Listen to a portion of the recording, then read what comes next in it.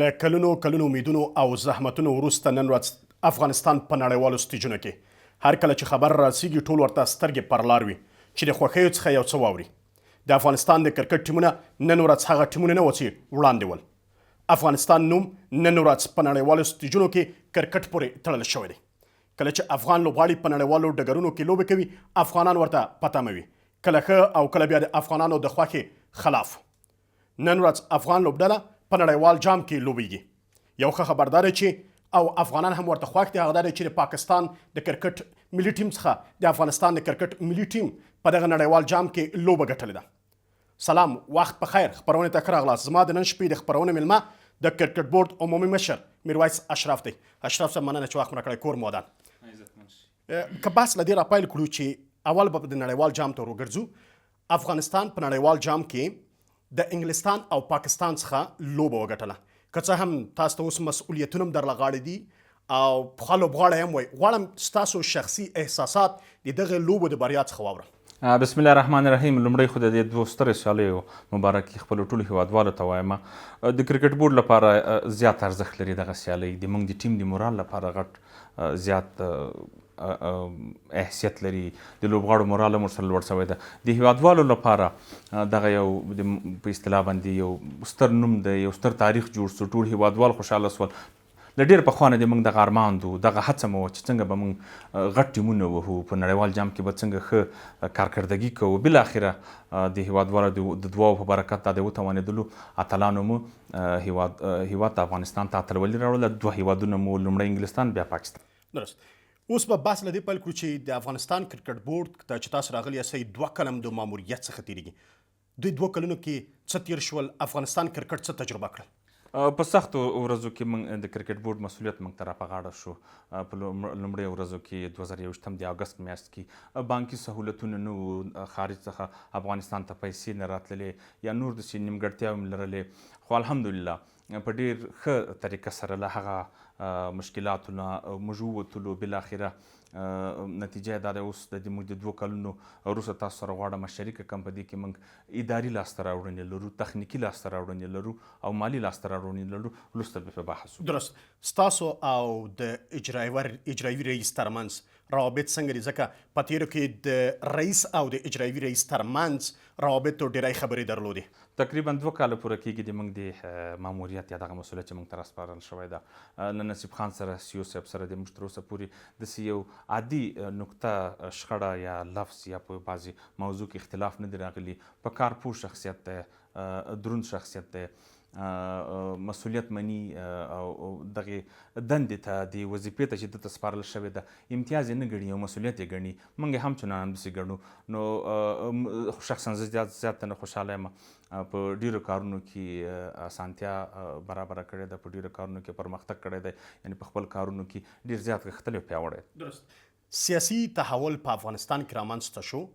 په کرکټ باندې څومره اغېز کړی؟ هیڅ داسې خاصه اغېزې نه ده کړې په کرکټ باندې. ما لومړۍ ورځې یادې کړلې چې موږ مالي مشکلات درلودل، سختې ورځې مو درلودلې.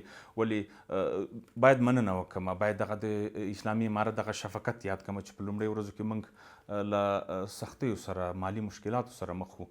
ستاسو د سرپرست حکومت د اړیکې بحث را یاد کړ. ستاسو او د سرپرست حکومت د چارواکو ترمنځ اړیکه څه ډول ده؟ موږ ورسره په میاشتو کې ناستې کوو.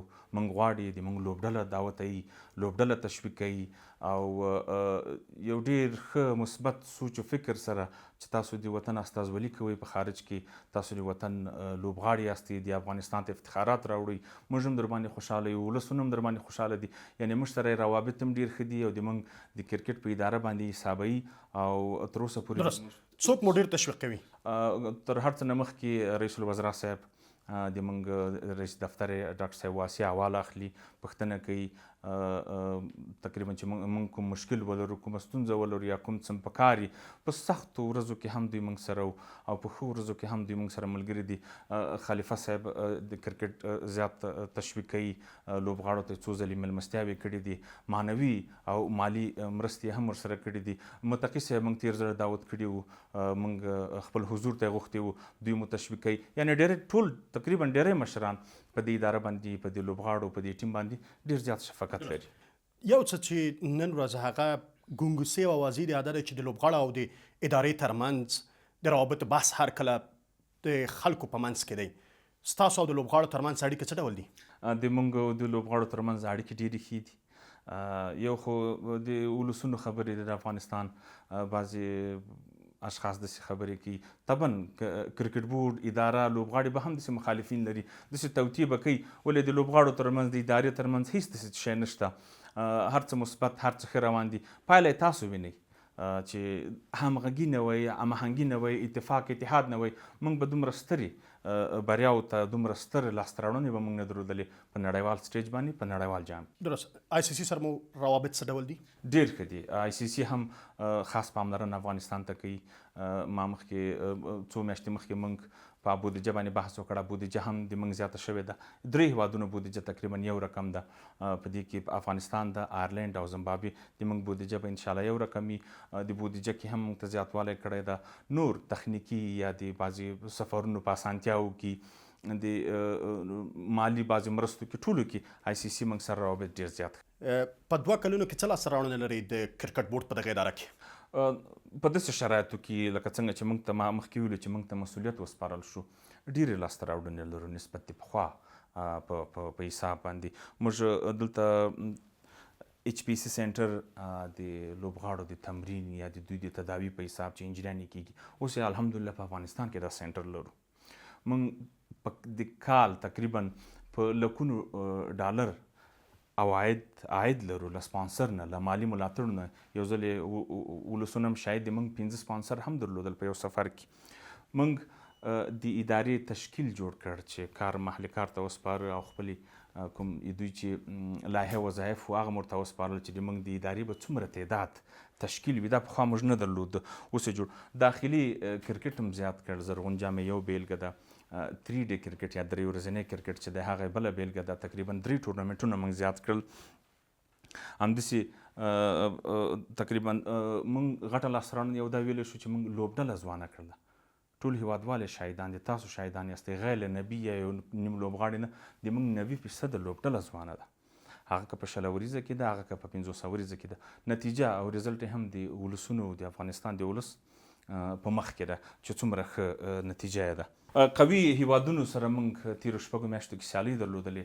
دا برابرول دا هم د ادارې لپاره یو لاسته راوړنه ګڼو. د 19 کلونو ته موږ 2 سفره برابر کړه له سریلانکا او بنګلادیش سره میچونه مو کړه.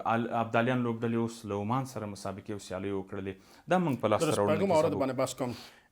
اشرف صاحب که نړیوال جام ته راوګرځم د پاکستان او د انګلستان ټیمونو ته د ماتې ورکولو راز مو په څه کې دی؟ مخکې مې د اتفاق اتحاد خبره وکړه. د یونټي خبره مې وکړله. د همغږي خبره مې وکړله. پخوا هم دغه موږ درلوده په ټیم کې وو. د افغانستان یو جذبه د افغانانو لوبغاړو په منځ کې چې وطن و هیواد ته لوبه کول دا ځل هغه فیصدي ډېره زیاته ولیدل شوله په سکرین باندې. موږ چې اول اخیستم هغه زیاته و. لامل یې دغه شو چې دوی ښه پرفارمنس وړاندې کړ. دوی ښه کارکردګي وړاندې کړله. انګلستان هم مات کړ. د هغه نه بعد هم پسې پاکستان مات کړ. الحمدلله اوس د موږ بیټینګ ډېر زیات ښه شوی ده.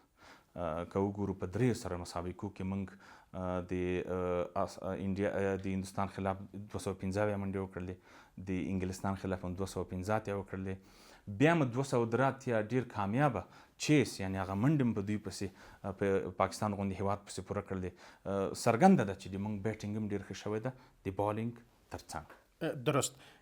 یو څه چې د لوبډلمشر د ټاکل کېدو لپاره اصول څه دي ځکه دا په داسې حال کې ده چې په لوبډلمشر حشمت الله شهیدي باندې نن ورځ نیوکې شته؟ نیوکې بالکل به وي. افغانستان د ولسونو له کرکټ سره مینه لري. طبعا لږ څه جذباتي هم دي.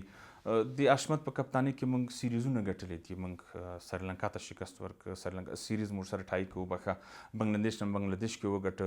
اوس دغه نړیوال جام کې سیالۍ ګوري تاسو. د موږ د راتګ نه مخکې هم حشمت شهیدي کپتان و. موږ چې راغلو هم دی مو د کپتان په صفت پرېښوده. موږ د حشمت شهیدي په کپتانۍ کې مستقیمه نړیوال جام ته ووتلو. موږ له زمبابوې نه په زمبابوې کې سیریز وګټه 500 ورځه. موږ له نیدرلینډ نه په قطر کې سیریز وګټه. یوه مسابقه موږ د سوپر لیګ دوه مو وبایللې. یوه مو وګټله په بنګلادیش سره. په بنګلادیش کې یو د خپل شخصي پرفارمنس هم ورسره ښه دی. د ټیم پرفارمنس هم ښه دی. اوس ماشاءالله لوبغاړي هم ورسره همت کوي. ټول په یو صفحه دي، په یو پیج دي او نتیجه ماشاءالله تاسو وینئ. د کپتاني یا د مشرتوب هغه کوالټي هم پکې شته، د لیډرشپ هغه کوالټي هم پکې شته. که چیرې نه وای نو لومړۍ ورځو کې به دی ناکام پاتې. اما کله چې ځکه لوبه هم ګټل لري او هم بایلل لري، کله چې لوبه وبایلل شي ډېری نیوکې کېږي په لوبډل مشر باندې، ویل کېږي چې د همغږي د لوبغاړو ترمنځ نشته. تاسو یې تاییدوئ چې همغږي نشته؟ اوس شکر شته، اوس شته. پخوا هم وه. زه نږدې له ټیم نه خبر یم چې همغږي هم پخوا هم وه، اوس لا زیاته شوې ده، نتیجه یې ماشاءالله ښه شوې ده. داسې هیڅ نه وی کوم د افغانستان ولسونه یا څوک چې دغه اعتراض لري چې همغږي نشته، دا مطلق یعنی مونږ رد کوو. درست. د سلیکشن باندې هم بحث او خبرې هر کله د ولس لخوا کېږي، کله چې ټیمونه انتخابیږي خلک ورباندې بحث کوي. تر کومې کچې پورې په خپلواکه توګه باندې سلیکشن باندې کار کېږي او خپلواک تصمیم نیول کېږي؟ موږ سلیکشن کمیټې اسدالله خان ته پوره واک ورکړی دی چې دی له کپتان سره خبرې وکړي، کوچ په جریان کې واچوي. طبعا نور دنیا هم همدا کوي، یوازې موږ نه یو چې دغه صلاحیت یا داسې مشورې په شکل باندې له کوچ او کپتان سره مشوره کېږي.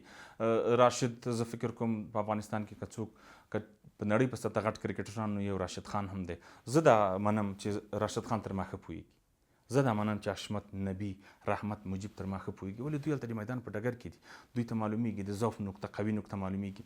کوچ ښه پوهېږي چې هلته په میدان کې پیچ ورته ښکاري، خپل لوبډله ورته ښکاري، مخالفه لوبډله هغوی ته ښکاري. دوی دا ښه قضاوت کوي سي. ځکه له سلیکشن کمیټې نه بعض اوقات دوی غوښتنه کوي چې موږ ته فلان لوبغاړی یا فلان لوبغاړی هم راکړه. دوی مستقله دي، مستقلتوب یې په دې خاطر چې دوی له کوچ او کپتان سره مشوره کوي سلیکشن کمیټه. بیا دا موضوع تر موږ پورې راځي، موږ ورسره تاییدوو. درست. هر کله بحث دام کېږي چې کوچ ولې بهرني لوبغاړي افغانستان کې د کوچ په صفت باندې ټاکل کېږي؟ موږ داخلي روزونکي هم ورسره لرو. پخوا هم نوروز منګل لوبډلې سره و، اوس رئیس احمدزی ورسره دی، د موږ نور.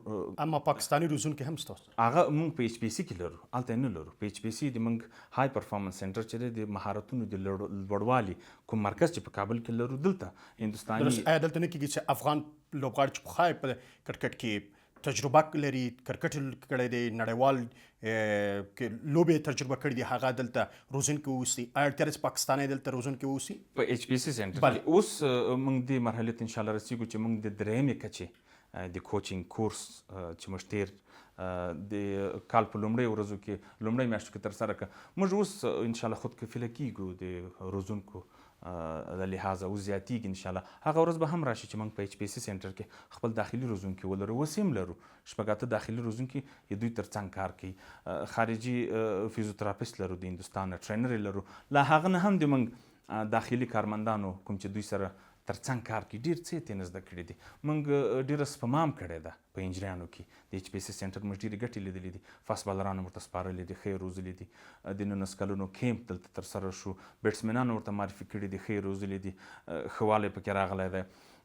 بله خبره دا ده چې فاست بالران خو مې یاد کړه. فاست بالران تاسو مسله یاده کړه، اما خلک وایي چې افغانستان کرکټ ټیم کې فاست بالر تر نن ورځې پورې سم فاست بالر نه دی راپیدا شوی. ولې؟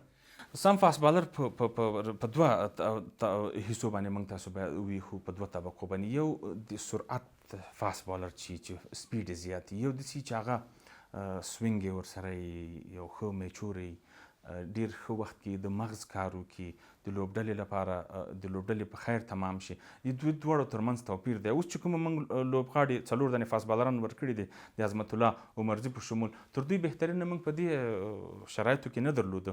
هم د تجربو برخمن دي، هم میچور دي، هم د ایکسپیرینس د تجربې خاوندان دي، هم یې لیګونه کړي دي، هم یې د افغانستان استازولۍ کړې ده. نوین الحق راواخله، فضل حق راواخله، عظمت الله عمرزی شو، همداسې عبدالرحمن شو. دوی نن سبا بهترینه دي. او که چیرې په نړیوال جام کې وګورو، موږ فاست بالرانو دونه بد پرفارمنس هم نه دی کړی. د افغانستان د کرکټ پخواني لوبغاړي استعفاوې کړي چې تاسو ولې نوي ځوانانو ته مو جای ورکړی؟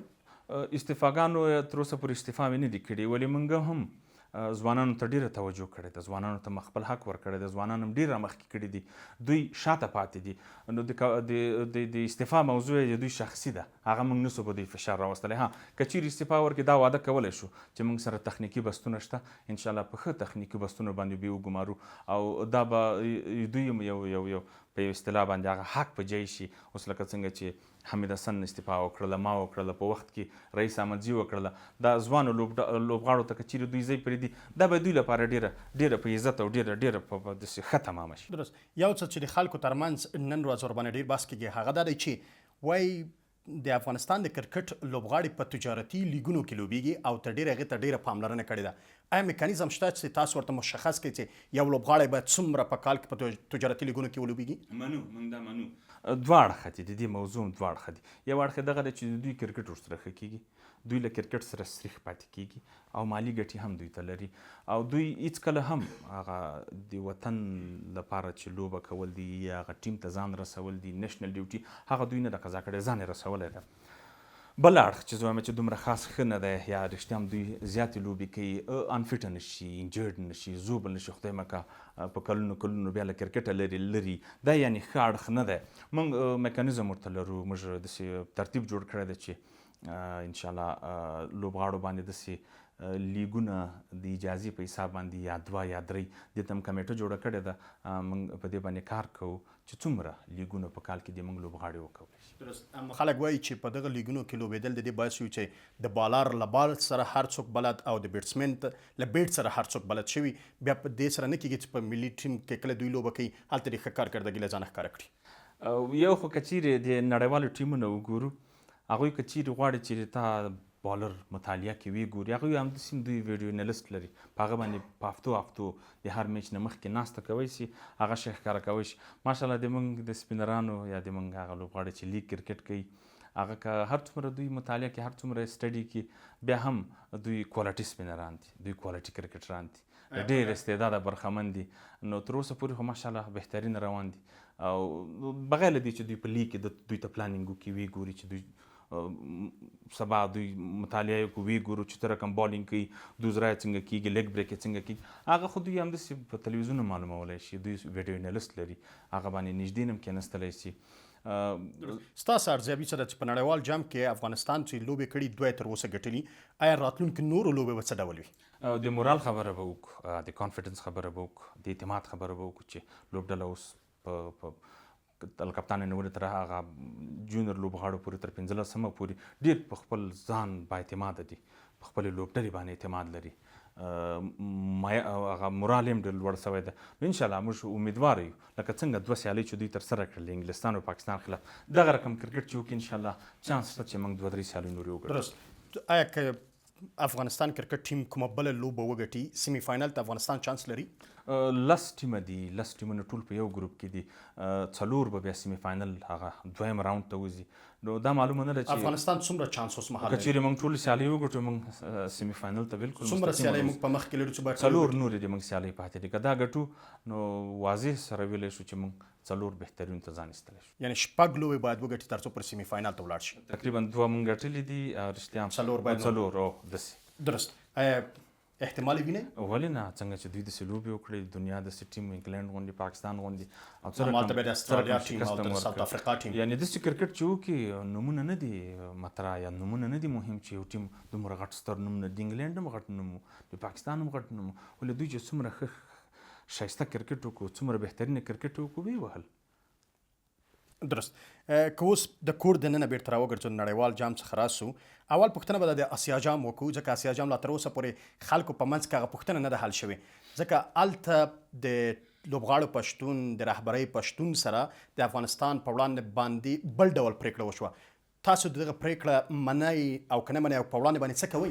موږ اوس هم له هغه ACC سره په دې مورد باندې لګیا یو، 2 ناستې مو وکړلې، ایمیلونه هم سره تبادله کړي دي او دلته دننه په داخل کې دې موضوع لپاره کمیټه ګمارلې ده چې نتیجه به یا رزلټ به انشاءالله هیوادوالو سره شریک کړو چې صح و اشتباه د چا وه، آیا د ویډیو انالیست وه، د سر روزونکي وه، د نورو روزونکو وه، آیا هلته کوم تخنیکي کارمندان چې وو د دې کمیټې یا د دې ټورنمنټ هغوی داسې صحوه کړې وه، دا هر څه به رامعلوم شي، بیا به یې کمیټه مو ورته ټاکلې انشاءالله د نړیوال جام نه به یې نتیجه مو اورو. درست. او د کور دننه کورني کرکټ ته مو څومره پاملرنه کړې په 2 کلونو کې؟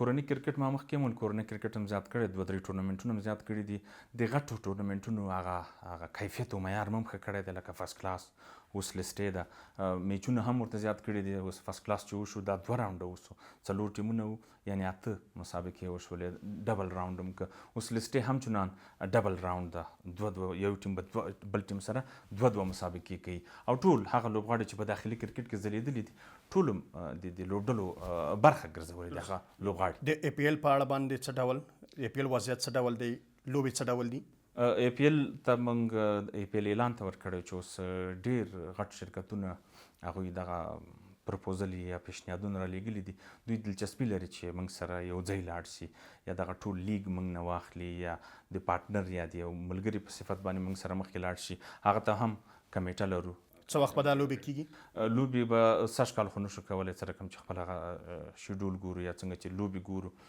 دغه لوبه نه بعد نورې لوبې لرو را روان کال ته به انشاءالله APL کیږي دا خو بیا د څه رقم چې موږ مخکې وویلې چې چا سره ځو کوم شرکت سره نو 2-3 هیوادونه موږ په نظر کې لرو لکه عمان قطر او امارات انشاءالله په دې هیوادونو کې به کیږي درست افغانستان باید د ځینو لوبو کوربتوب وکړي آیا دا هم په پلان کې شته چې د نړیوال لوبو کوربتوب وکړي کوربتوب انشاءالله کوو د کابل میدان چې کله انشاءالله جوړ شي په خیر سره موږ ته دغه ځمکه په دې نږدې ورځو کې وسپارل شوله اسناد خلاص شو اته مراحل خلاص شو د ادارې امور له طرف نه تر ښاروالۍ خلاص شول هغه ورځ موږ تللي وو هغه حدودونه معلوم کړه چې دغه د موږ نړیوال معیاري میدان جوړ شي په سټنډرډ انشاءالله هغه ورځ هم لري نه ده چې خارجي هیوادونه هم دعوت کوو په افغانستان کې سیالۍ ترسره نور میدانونه هم لرو داسې په دې کې داسې سوال چاته پیدا نه شي چې ولې نور میدانونه نه لرو ولې داسې سټنډرډ میدان نه لرو لکه په خارج کې چې د ننګرهار کې ښه میدان لرو د نجب طریقې میدان دی اوس کار پرې شروع دی غازي امان الله خان میدان لرو کندهار کې ښه میدان لرو خوست کې لرو په ډېری ولایتونو کې لرو ولې هغه سټنډرډ بین المللي میدان نه لرو ولې هوډ لرو چې انشاءالله په راتلونکي څو کلونو کې به موږ نړیوال میدان خاوندان هم شو بودیجه ورته لرو پیسه ورته لرو داسې په 4 مرحلو یا 3-4 کلونو کې به انشاءالله هغه غټه پروژه ده هغه هم سرته ورسي یعنی په بهرنیو هیوادونو کې کوربتوب نه کوئ اوس حل نشته مجبور یو پخوا هم موږ په خارجي هیوادونو کې کوربتوب کوو اوس هم کوو لکه په اماراتو کې یا عمان کې یا قطر کې هندوستان کې پخوا هم موږ کوربتوب خارج کې کوو اوس هم هلته کوو له نړیوال جام څخه وروسته کوم سیریز د افغان لوبغاړو شته د نړیوال جام نه وروسته لکه څنګه چې موږ هغه اماراتو سره متحده عرب اماراتو سره یو قرارداد کړی چې په کال کې به ورسره 3 مسابقې کوو هلته دوی چې موږ کوم هیوادونه هلته کوربه په هیواد باندې هلته موږ سره سیالۍ کوي یا یې دعوتوو د هغوی به هغه فیس د هغه نه اخلي موږ یو قرارداد لرو د 2 هیوادونو ترمنځ هغه 3 سیالۍ د هغه نه بعد موږ له آیرلینډ سره پوره سیریز لرو له سریلانکا سره یې لرو هغه نه بعد بیا نړیوال جام ده درست یو مسله د 19 کلنو ټیم باندې هم بحث وکړو اوس مهال د 19 کلنو ټیم په څه ډول وضعیت کې دی 19 کلنو لوبډله په کندهار کې تر قرنطین لاندې تمرینات ترسره کوي کوچز دي ورسره سهولتونه ورته برابر کړي دي چې آسیایي جام ته ښه تیاری ونیسي ولې تیر سفر یې که یاد کړو ډېر کامیابه سفر یې و بنګلادیش نه یې مسابقې وګټلې سریلانکې نه یې وګټلې پوره تمرکز موږ او فوکس مو په 19 کلنو لوبډله هم ده چې ښه منظمه لوبډله تیاره کو آماده کو ښه تمرین هم وشي ټول سهولتونه ورته آماده ومیسر درست اما یو څه چې ویل کېږي هلته د ټیم کې د هلکانو د 2 پاسپورتونو مسئله هم یادېږي ویل کېږي چې عمرونه یې پکې خپل راټیټ کړي دي ولې 2 پاسپورتونه هلکانو ته اجازه ورکوي چې کرکټ ولوبوي موږ اجازه نه ده ورته ورکړې یا موږ دغه نه ده کړې لوبغاړو خپله که یو پاسپورټ 2 جوړ کړي خو هغه بیا موږ پیدا کړه چې چا دغه پاسپورټونه 2 جوړ کړي دي عمرونه پکې تغیر کړي شپږو هلکانو هغه موږ لرې کړه موږ هم ډار درلودو چې ICC موږ سره سبا د موږ د 19 کلونو کرکټ باندې بندیز ونه لګوي نو په دې خاطر 2 پاسپورټه یا چا چې عمرونه واړه کړي یا غټ کړي وو هغه مو بیا له دې ډلې یا د 15 له دې ترکیب نه لرې کړل درست د ابدالیانو د ټیم مسئله اوس مهال دا ټیم په څه باندې بوخت دی ابدالیانو خو سفر درلوده عمان سره هم 15 ورځې وکړلې 15 ورځې سیالۍ وکړلې موږ ابدالیانو ټیم باندې کار کوو په HPC کې مور باندې کار کوو بعضې لوبغاړي رخلو ملي لوبډلې په کمپونو کې هم اچو دغه د موږ د ملي ټیم په وخت سره باکاپ کېدلی شي یو ښه ځای ناستې دغه لوبغاړي کېدلی شي دا لوبغاړي چې په ابدالیانو کې لوبه کوي دا بهترینه پرفارمران دي بهترینه پرفارمنس او کارکردګي یې په دې څو کلونو کې په داخلي کرکټ کې کړې ده حق یې جوړېږي انشاءالله موږ به حق ورته ورکوو چې دوی لا زیات ښه شي لا زیات میچور شي لا زیات د تجربې خاوندان شي ما مخکې مو ویلي چې کار به ورباندې نور هم زیات کوو. اوس هم ټیم ته بعضې لوبغاړي ترېنه موږ ورکړي دي، نور به هم ترېنه ورته ملي ټیم ته ورکوو، بعضې به کیمپونو ته ورکوو چې دوی لا زیات پیاوړي شي. درست. خلک وایي چې د افغانستان د کرکټ ځینې لوبغاړي چې لوبه وکړي بیرته افغانستان ته نه راګرځي. ولې دغه تاسو خبرې ورسره کړي لوبغاړو سره؟ افغانستان ته نه راځي تقریبا ټول راځي. ابراهیم، مجیب، ټول اما خلک وایي د راشد خان او د نبي خبره ډېره مطرح دي. راشد خان تر اوسه پورې نه دی راغلی. نبي ګوره د هغه څو میاشتې مخکې هم راغلی و، یو ژمنه یې کړې وه چې زه دلته یو هسپتال جوړوم یا شفاخانه جوړوم، هم راغلی و. اما خلک د راشد خان ته ډېر پته راشد خو دومره ډېر مصروفه دی چې هغه شاید کور ته هم دونه وخت نشي ورکولی چې خپل فامیل ته وخت ورکړي. نن دغه لیګ دی، سبا هغه لیګ دی، او اشتهارونه هم کوي، یعنی دغه تلویزیوني هغه چې وي دغه اعلانونو کې تلویزیوني اعلانونه هم کوي، یعنی ډېر مصروفه دی او فټنس او تمرین هم ډېر زیات کوي. خو خلک همدغلته په تاسو نیوکه کوي چې ولې اجازه ورکوي چې په دومره کچه نړیوالو لیګونو کې مصروف دی چې حتی افغانستان ته یو ځل نشي راتلی. خو بیرته پرفارمنس هم ښه دی، او که وګورو په 60 ورځو کې 500 ورځو کې موږ یې د پرفارمنس سره کار دی، موږ یې د فټنس سره کار دی. ماشاءالله A1 دی تر ټولو. اما خلک وایي چې هغه راشد چې هغه بال په خوا کوي، هغه بال سره نن ټوله بلد دی، او نن ورځ هغه ډول چې دای باید وکټ واخلي نه کېږي. او پرفارمنس یې ښه دی. اورال چې د پرفارمنس وګورو 1 2 3 4 همیشه اوټوي، صحیح ده. کرکټ سره د ستاسو ادارې سره اړیکې څه ډول دي؟ ډېرې ښې دي. موږ ادارې ځکه د خلکو ترمنځ روایتونه بېلابېل دي. تاسو دوی ټویټونه کتلی سئ، د راشد چې ادارې نه حمایت کړی دی، کرکټ لوبغاړو نه حمایت کوي، دننه کپتان سره ډېره مرسته ده، لوبغاړو سره ډېره مرسته ده، ډېرې تشویق کوي، خصوصا نوي ځوانان. ابراهیم ډېر تشویق کوي، فضل ډېر تشویق کوي، عظمت الله ډېر تشویق کوي، ډېر کار ورسره کوي.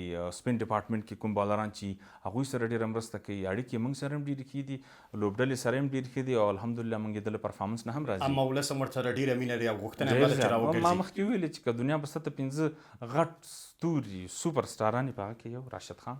مننه.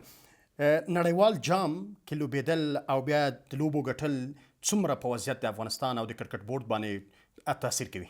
د موږ په نړیواله سطح د موږ د ادارې، د موږ د ټیم د افغانستان حیثیت ورسره لوړ ځي. ته په نړیواله سطح په ټولو مطبوعاتو کې سرحد خبر وي چې نن انګلستان ووهه، نن پاکستان ووهه، په ICC کې د موږ هغه حیثیت و، د موږ د ټیم هغه ویلیو، د موږ د ادارې هغه ویلیو ارزښت لوړوي. په همسایه هیوادونو کې، په اروپا کې، په استرالیا کې، په ټولو ځایونو کې یو مثبت خبر دی د افغانستان لپاره. هغوی افغانستان ته متوجه کېږي، د افغانستان لوبډلې ته، د افغانستان ادارې ته. د افغانستان لپاره غټه خبره ده، موږ د ادارې لپاره غټه خبره ده، ستره خبره ده چې موږ د ستر هیوادونو متو. مالي لګښت او ملاتړ څه ډول دی؟ بیا ما مخکې وویلې چې د ICC موږ سره مالي لګښت هم موږ ته راکوي. نه، د کور دننه تاسو څومره پام کړی؟ خو د ICC بودیجه څه درکوي؟ تاسو د کور دننه ورته څه کړي؟ موږ ورته څه کړي؟ ما مخکې ویل چې موږ مالي ملاتړ لرو، هم یې په داخلي کرکټ کې لرو، هم یې په نړیوال کرکټ کې لرو. په لکونو ډالر موږ ته صرف د سپانسر او د عوایدو، یعنی د مالي ملاتړ لرو، هم د ملي ټیم لوبډلې لپاره، هم په داخل کې د داخلي کرکټ ټورنمنټونو لپاره. درست. ځینې خبرې چې خلک کوي او غواړي پر هغې باندې پوه شي، همدغه مرکې دې کې رښتیا وایي د دولت مې یاد نه کړي چې دولت هم موږ سره، یعنی په دې کې که ووایم چې اسلامي امارت دولت هم موږ سره مرسته کوي. د کال هغه د ضرورت مطابق موږ ته بودیجه راکوي چې موږ یو څه کارونه مخې ته باندې وړلی سو. او دا خبره واضح ده چې ډېری پیسې موږ ته ICC راکوي، یعنی زیاته فیصدي پیسې چې دي موږ ته د ټولو عملیاتي کارونو لپاره، هغه که د ټیم دي، که داخل کې دي، که موږ سفرونه کوو، که کنسټرکشن یې پرې کوو، که معاشات دي، هغه د ICC له پیسو نه کوو. ولې د دولت بودیجه موږ ته مهمه ده، موږ ته ګټه، موږ ته خیر رسولی شي، په ډېرو شیانو کې خیر رسېدلی. درست. کرکټ بورډ مستقل دی؟ واضح خبره ده چې مستقل دی. اوسه پورې نه موږ کومه واسطه لیدلې ده، نه اوسه پورې موږ کوم فشار لیدلی دی، او مرسته هم کوي. ما په خپلو خبرو کې ویلو، میلمستیا هم کوي، د موږ له ادارې څوک حمایت په کارونو کې لاسوهنه کوي؟ هېچا تر اوسه پورې د موږ په کارونو کې لاسوهنه نه ده کړې. لکه څنګه چې دا اداره مستقله ده، همداسې موږ مستقله پاتې یو او پوښتنه کوي حالات څنګه روان دي، ټیم هم څنګه دی، لوبډله هم څنګه ده، مرسته کوي. ولې تر اوسه پورې خیر رسېدلی دی، خو بې خیري نه ده رسېدلې. اشرف، زه دلته څه پوښتنه کوم، غواړم د ډېری د هیوادوالو پوښتنه له تاسو څخه وپوښتم. خلک باور لري چې کله په لیګونو کې په کور دننه یا په د نړیوال څخه په کور دننه باندې بحث وکړو، ویل کېږي چې د واسطې خبره ته ډېره مطرح ده.